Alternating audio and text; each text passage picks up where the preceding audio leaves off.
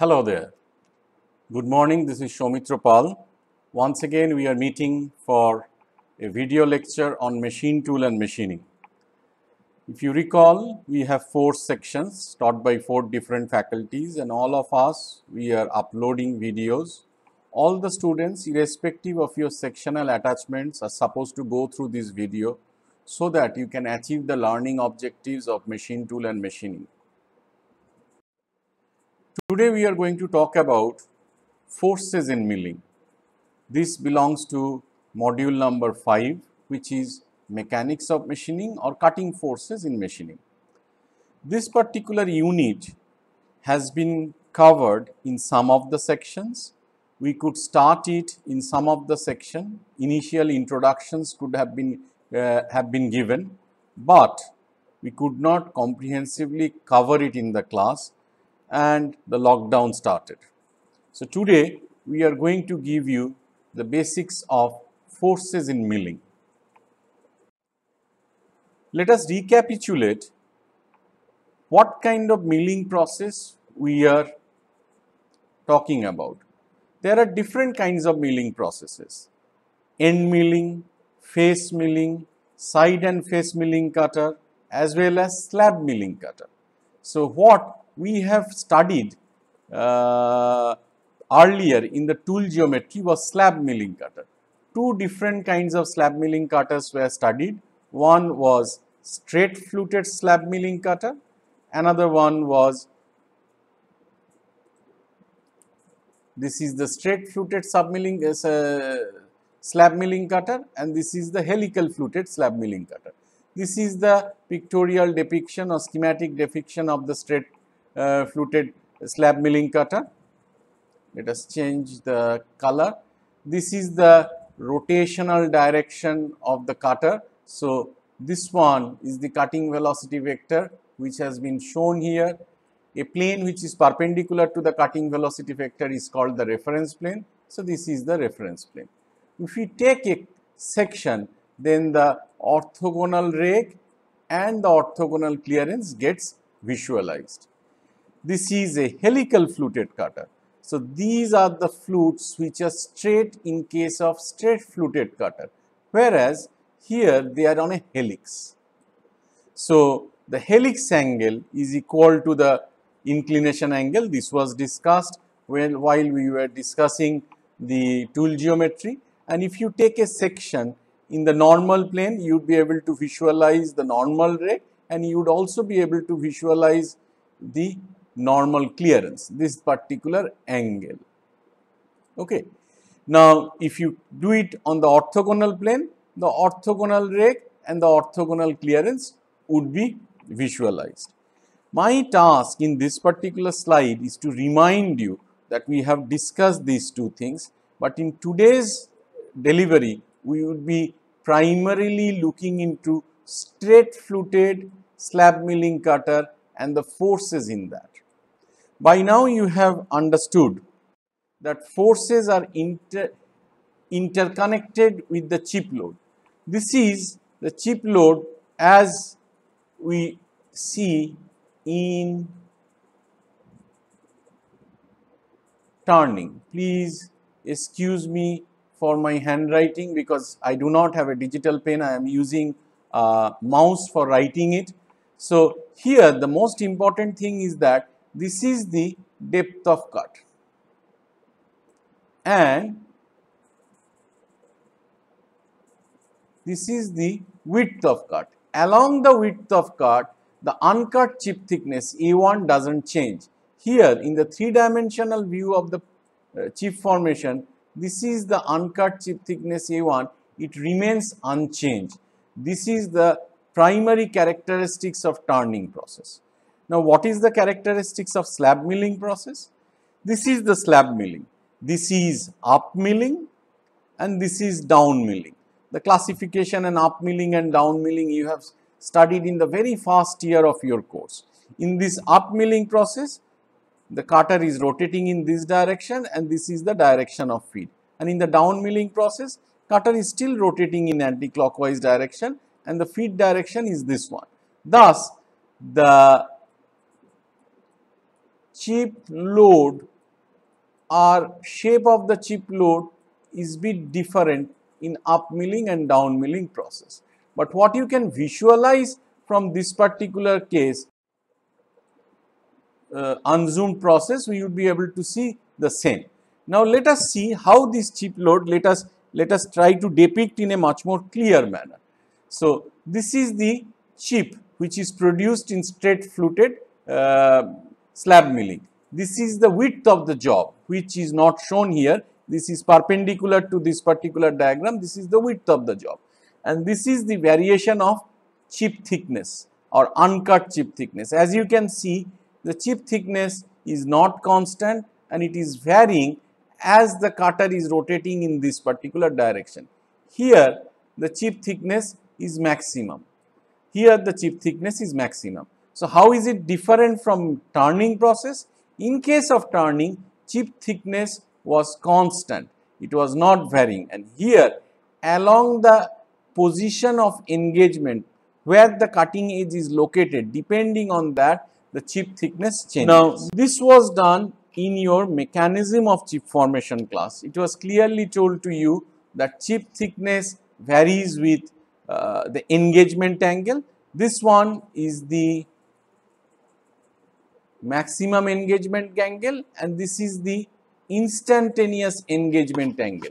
Instantaneous uncut chip thickness AI is a function of feed per tooth and the current position of the job and the tool, their relative position, and that can be expressed in this manner, where D is the diameter of the cutter and Di is the instantaneous depth of cut.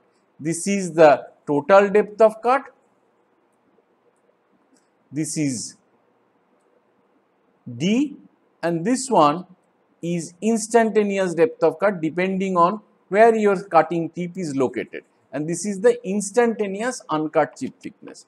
So what we understand is that as the cutter rotates, the chip thickness does not remain constant. As the tip of the cutting tool moves in this particular direction from the starting point here, the chip thickness or uncut chip thickness or instantaneous uncut chip thickness varies. And how does it vary? It varies as per this particular equation. If the instantaneous uncut chip thickness varies, then you can very well understand that possibly the forces are also going to vary. So let us have a look at the force. Now, as you can see, this is the instantaneous position of the cutter, and at this particular position there would be two forces. One is a tangential force, another would be the radial force. Radial with respect to the current position of the cutter. What is this angle? This is instantaneous uncut chip, instantaneous engagement angle. And earlier we have already discussed that uncut chip thickness instantaneously varies, and the maximum uncut chip thickness or at any other instant they are not the same.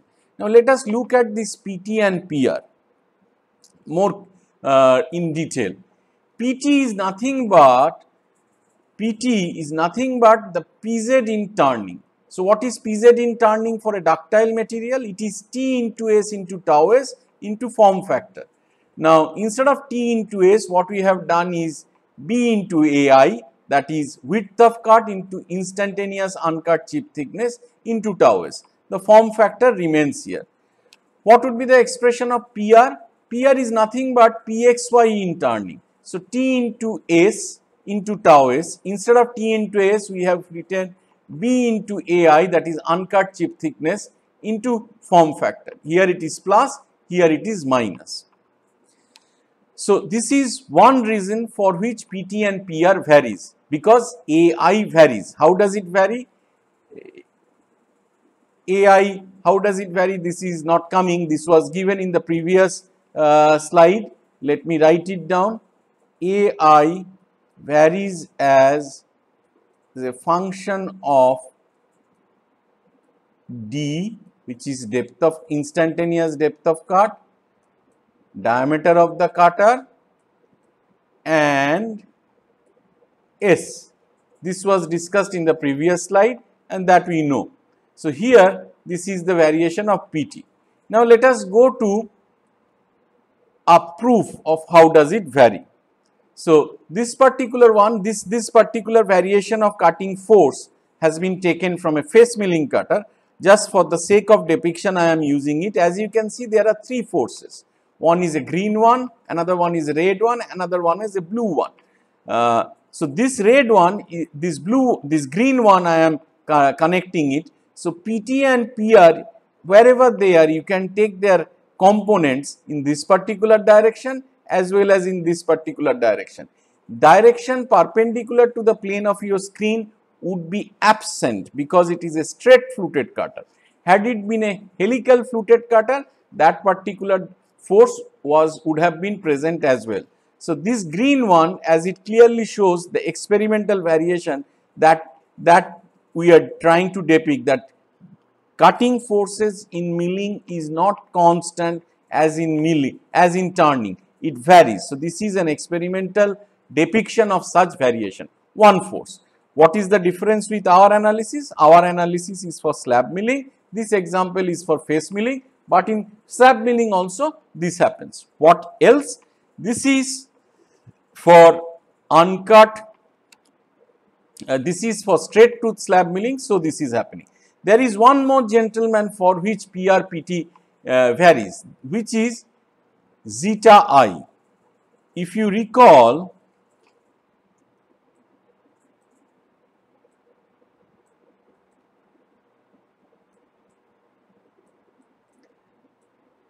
your variation of zeta with SO and AI within the normal limit is something like this. As because your instantaneous uncut chip thickness is varying as the cutter moves from this particular position to this position along this curve.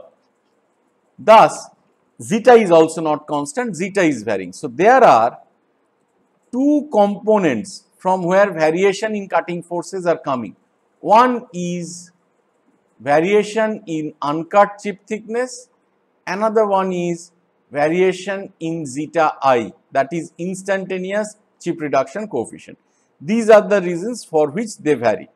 Once depending, this is for a single cutting edge. Once the multiple cutting edges coming, the analysis becomes bit difficult, but the basics of the analysis stays.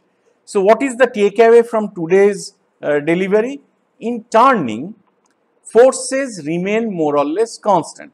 It remains constant because chip load does not vary along the turning direction. Whereas in milling, be it slab milling, helical fluted slab milling, face milling, end milling, chip load is not constant. Because of non-constancy of chip load and because of variation in zeta, because of these two reasons, cutting forces also do not remain constant. So this is the takeaway from our lecture today. Thank you so much. Stay safe. We will be uploading few more videos for your learning process. Thank you so much.